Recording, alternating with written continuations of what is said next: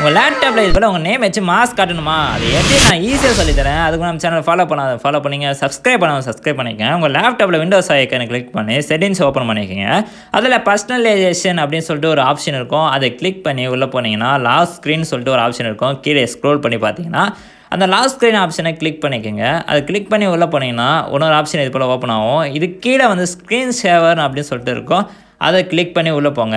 அது ஓப்பன் ஆனோடனே இது போல் ஒரு டேப் ஓப்பன் ஆகும். நான் கிளிக் பண்ணுற மாதிரி கிளிக் பண்ணிங்கன்னா இதில் நிறைய ஆப்ஷன் இருக்கும். இதில் உங்கள் ஃபோட்டோஸை வச்சுக்கலாம், நேம் வச்சுக்கலாம். 3D டெஸ்ட்னு கொடுத்தோன்னே உங்கள் நேம் வரும். அதில் வந்து இப்போ உங்கள் சேஞ்ச் பண்ண வேண்டிய நேம், அதை உங்கள் நேம்னா நேம் வச்சுங்க. நான் இப்போ எதுக்கு ப்ரோன்னு சொல்லிட்டு போகிறேன். இப்போ நேம் கொடுத்துட்டு இதில் வந்து ஸ்பீட் இன்க்ரீஸ் பண்ணிக்கலாம், லென்த்து எல்லாமே நீங்கள் சேஞ்ச் பண்ணிக்கலாம். உங்களுக்கு தேவையான அளவு வச்சுட்டு அப்புறமா நீங்கள் ஓகே கொடுத்தா போதும். ஓகே கொடுத்தோடனே அந்த நேம் வந்து செலக்ட் ஆகிடும். ஃபாஸ்ட் இன்க்ரீஸ் பண்ணியிருந்தோம்னா பண்ணிக்கலாம்.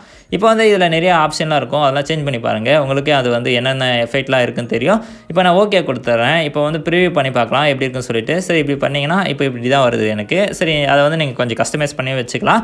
இது போல்